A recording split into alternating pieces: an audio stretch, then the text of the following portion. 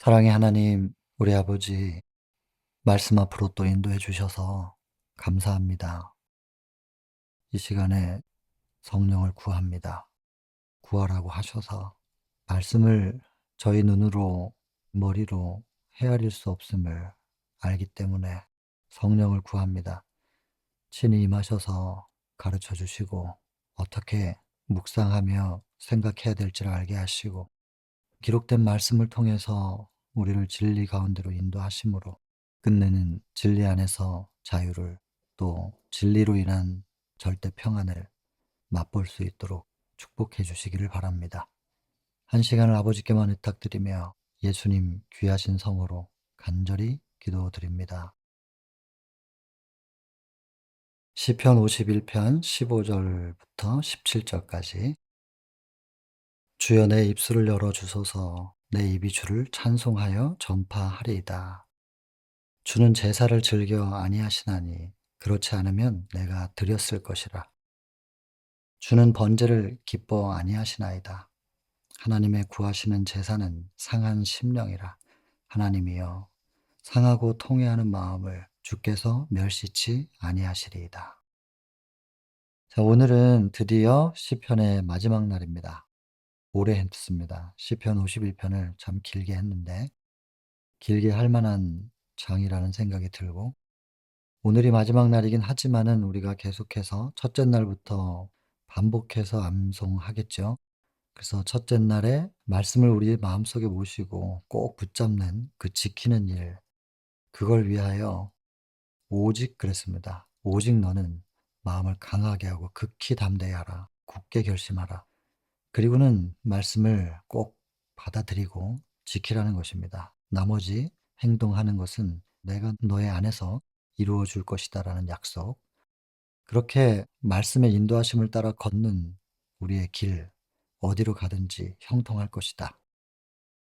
이렇게 시작을 했습니다. 그리고는 그 말씀을 우리에게 가르쳐 주시고 깨닫게 하시는 성령님을 구해야 함을 두 번째 날 우리가 암송을 했습니다. 실은 이제 성령께서 말씀을 가르쳐 주신다는 이야기는 요한복음 14장부터 이제 15장, 16장까지, 또 마지막 만찬이 13장인데 그다음에 이제 겟세마네로 가는 길, 그 길에 말씀하신 내용들이죠.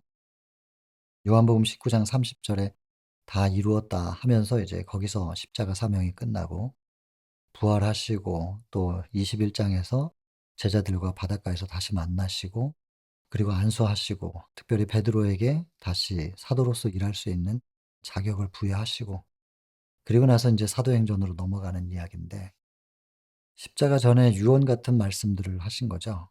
그중에 "내가 너희에게서 떠나가는 것이 너에게 더 유익하다." 이제 16장에 보혜사 성령에 대해서 마무리를 지으시고, 이제 계속해서 근데 그 성령의 이야기는 14장부터 연결이 되는데요.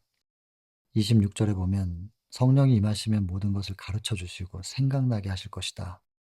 그리고 15장 26절에 보면 "이 성령이 임하셔야 나를 증거해 주실 것이다." 자꾸 잊혀지니까, 예수님이 떠나시고 나면. 그리고 16장 13절에는 그 성령께서 끝내는 진리 가운데로 인도해 주실 것이다. 그리고는 이제 17장으로 넘어오면 17절에 "아버지의 말씀이 진리입니다." 이렇게 언급이 돼 있죠. 그래서 진리 가운데로 인도하신다는 것은 말씀 가운데로 인도하신다는 것이고, 그 말씀은 이제 요한복음 1 장의 14절에 "말씀이 육신이 되어 이 땅에 오신 예수 그리스도", 결국엔 성령께서 우리를 예수님 안으로 인도하신다는 것이고, 그렇게 가다 보면 "진리를 알지니 진리가 너희를 자유케 하리라." 요한복음 8 장의 32절. 예수님 안에서의 참 자유, 이것을 맛보게 된다는 것이고, 그렇게 되면 이제 자유라고 하는 것이 무엇이냐? 사단의 어떤 속박에도 구속되지 않는, 사단에게 제어당하지 않을 수 있는 그 자유. 그렇게 되면 요한복음 14장 27절이죠. "내가 평안을 너에게 끼치노니 이 평안은 세상이 줄 수 없는 평안이다." 절대 자유, 절대 평안. 이것을 마음속에 채우고 있는 사람들의 상태를 "마음의 천국이 이루어진 상태다." 우리의 몸이 이 땅에 비록 발 딛고 살지만 마음은 이미 천국에 있는 상태. 사도들이 훗날 이것을 경험하죠, 사도행전에서. 그래서 어떠한 위협을 받아도 그들은 하나님 보좌 옆에 이미 앉아 있었다고 기록하죠, 사도행적에. 그러니까 하나님 보좌 옆에서 눈에 보이지 않는 하나님과 인격적인 교제를 하고 있는 상태에서 사람들이 아무리 위협을 해도 거기에 굴복할 수가 없는 겁니다. 예수님이 떠나시고 나서 이 모든 것을 우리 속에서 이루시고 천국을 건설하시는 분이 성령님이시거든요. 말씀을 재료로 해서 차곡차곡 쌓아 가지고 우리 속에 천국을 건설하시는 그분이 성령님이시라서 우리가 말씀을 마음속에 모시기로 굳게 결심하고 마음을 강하게 하고 극히 담대히 하여 굳게 결심한 다음에 가장 먼저 구해야 될 것은 성령일 수밖에 없는 것입니다. 성령을 구하지 않고서는 성경을 아무리 공부하고 외워봤자 그것이 머리에 있는 것이지 마음의 천국으로 세워지지 않으니까요. 그래서 성령을 구한 것이고 그 다음에는 하나님과 우리 사이를 가로막고 있는 것을 성령께서 깨닫게 해 주시죠. 이거부터 해결해야 된다. 그래서 여호와의 손이 짧아 구원치 못하시는 것도 아니고 귀가 둔하여 듣지 못하시는 게 아닌데 가로막고 있는 뭔가가 있는 것이다. 그래서 이것을 해결해야 된다. 그래서 성령의 여러 역사 중에서 회개의 영을 구해야 되는 것이구나. 그렇게 깨닫게 되는 겁니다. 그리고 이제 우리가 회개의 영을 구하기 시작하는 은총과 간구하는 심령 말입니다. 그래서 인제 스가랴 12 장으로 넘어갔죠. 좀 전에 거는 이사야 59 장이었고 그리고는 스가랴 12장 10 절부터 13장 1 절까지 쭉 연결해서 우리가 각자가 어떤 애통, 통회하는 마음으로 우리가 기도해야 하는지를 또 성령께서 쭉 인도하시고 그리고 그 애통이 있는 그날에 말입니다. 온 국민이 따로따로긴 하지만 이스라엘 전체가 그렇게 애통할 때 그날에 죄와 더러움을 씻는 셈이 이제 열리리라. 그래서 우리가 씻어지는 경험을 하는 것이죠. 자, 그래서 이렇게 통회의 마음을 주셨는데 구체적으로 어떻게 회개를 그럼 할 것인가? 그래서 이제 시편으로 들어간 거죠. 51 편의 1 절부터 하나님의 품성에 매달려서 나를 긍휼히 여겨 주십사. 그리고 내 죄를 도말시켜 달라고. 실제로 하나님이 도말시켜 주시는 분이신가? 예. 열왕기상의 14 장의 8 절. 다윗이 하나님 보시기에 정직한 일만 한 게 아닌데 하나님은 그렇게 말씀하시거든요. 내 보기에 정직한 일만 행하였다. 다윗은 싹 지우신 거예요. 하나님은 도말하신 거예요. 인간은 기억해도 하나님은 도말하시는 거예요. 왜냐하면 다윗이 그렇게 죄를 하나님께 드렸거든요. 내 죄가 항상 내 앞에 있나이다. 예수 그리스도의 피가 십자가가 어린 양이 항상 내 앞에 있기 때문에 내가 그분께 이걸 다 드렸기 때문에 나는 깨끗하다. 이제 그렇게 시작을 하는 이 회개의 장이죠. 그리고 내가 주께만 범죄했다라고 하는 주께만 범죄, 하나님께 범죄한 것이 무엇이고 주의 목전에서 악을 행한 것이 무엇인지 명확하게 구별을 합니다.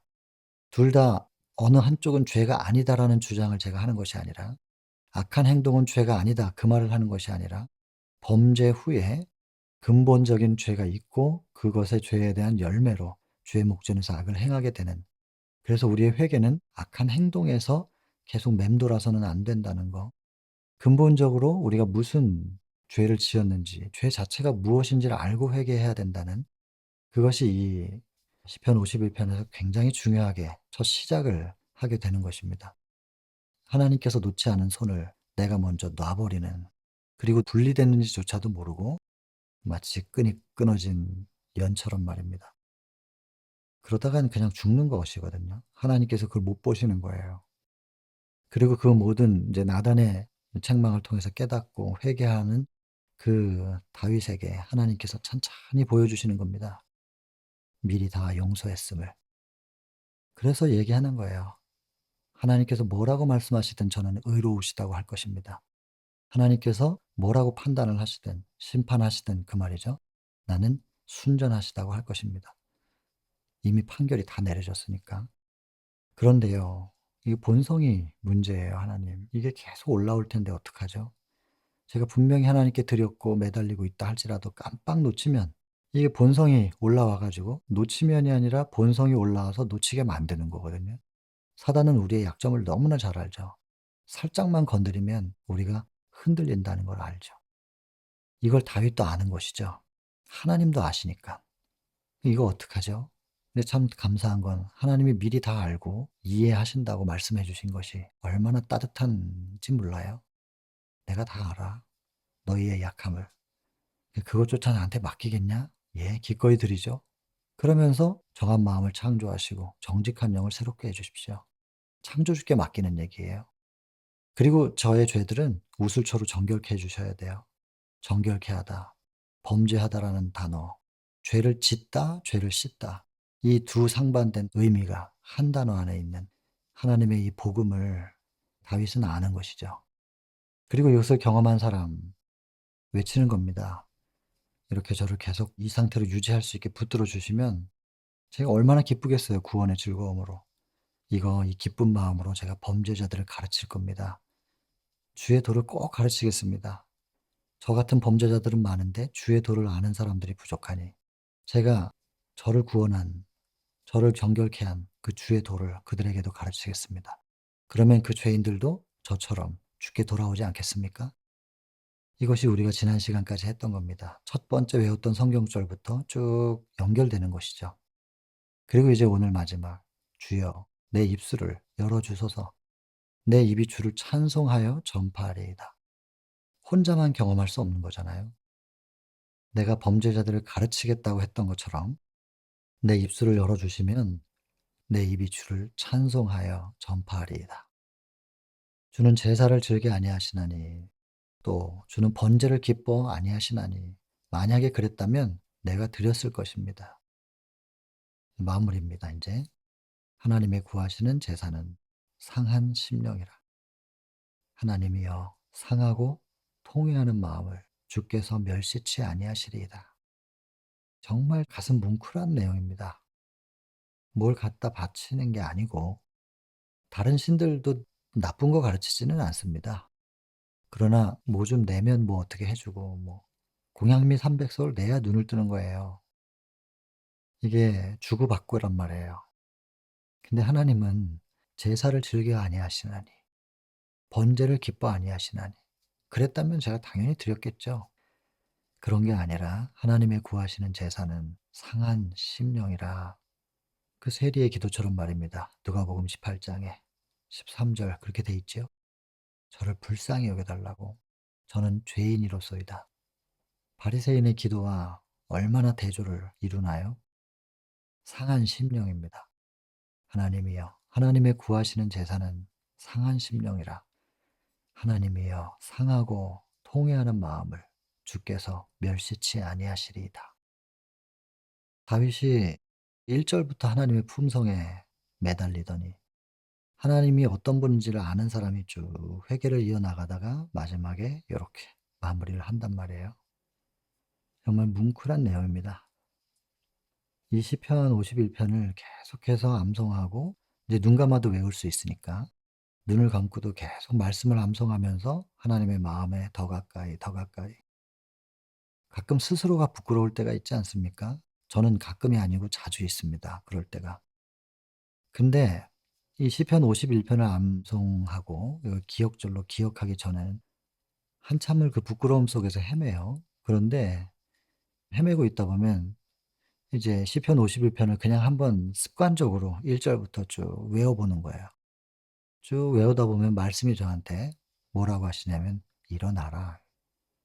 어제도 그랬고 오늘도 그렇고 "일어나라." 그럼 정신이 번쩍 들어서 일어나는 거죠. 후다닥 일어나 가지고 '그래 일어나야 되지. 예 제가 지금 뭐 하고 있습니까? 일어나서 네 할 일 해.' 그리고 다시 말씀 펼치고 "그냥 어차피 너는 그런 사람이라는 걸 내가 알아. 내일도 그럴 수도 있죠. 근데 내가 알고 이미 다 용서했어. 그러니까 계속해서 반복해서 죄를 지어도 괜찮은가? 오히려 그걸 반복하는 게 더 힘들어진다고요." 어떤 개신교 목사님이 저한테 그랬어요. 목사 겸 선교사님인데 지옥이 없다면 도대체 누가 신앙을 하겠습니까? 누가 교회를 나오겠습니까? 그렇게 질문을 했단 말이에요.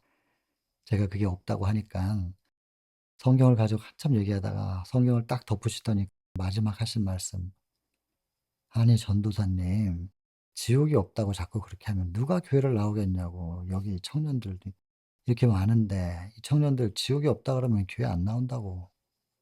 저의 반문이 뭐였냐면, 그러면 목사님은 지옥 갈까 봐 무서워서 교회 나가고 목회자로서의 역할을 하고 선교사로 여기까지 오셔 가지고 전도하고 그러시는 겁니까? 지옥 갈까 봐? 하나님과의 사랑의 관계는요, 십자가에서 그렇게 계속해서 흘러나오는 그 하나님의 사랑은요, 그 사랑과 지옥을 어떻게 동시에 놓고 가르칠 수가 있습니까? 지옥에 갈까 봐 죄를 안 지어야지 하는 거나, "다 용서하셨어? 그러면 뭐 계속 반복해서 해도 되겠네."